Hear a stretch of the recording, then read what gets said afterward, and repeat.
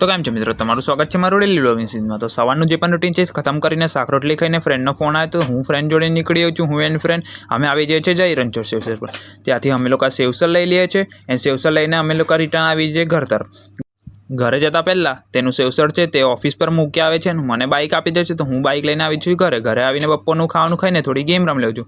Game રમ્યા બાદ સાંજનો ટાઈમ હોય છે તો મમ્મી ચા એન્ડ પાપડી આપી દે છે, તો ચા એન્ડ પાપડી ખાઈ લઉં છું। ત્યારબાદ મારું બચેલું જે કામ હતું તે હું ખતમ કરી લઉં છું। પછી ફિશ ટેન્ક તરફ નજર નાખું છું તો દેખવામાં આવે છે કે કચરો બહુ જ નીચે જામ થઈ ગયો છે। તો એ કચરાને હવે હું ફિશ ટેન્કથી આખું સાફ કરીશ ફિશ ટેન્ક, તો બહુ ટાઈમ થઈ જશે। તો મેં વિચાર્યું કેવી રીતે કરું। ત્યારબાદ વિચાર આવ્યો કે પાઇપથી બધો જ કચરો ખેંચી લઉં। ત્યારબાદ મેં થોડો ટાઈમ લગાવીને પાઇપથી બધો જ કચરો ખેંચી કાઢ્યો અને આપણું ફિશ ટેન્ક છે તે કમ્પ્લીટ ક્લીન થઈ ગયું છે। ત્યારબાદ કચરો તમે જોઈ શકો છો કેટલો બધો નીકળી ગયો છે।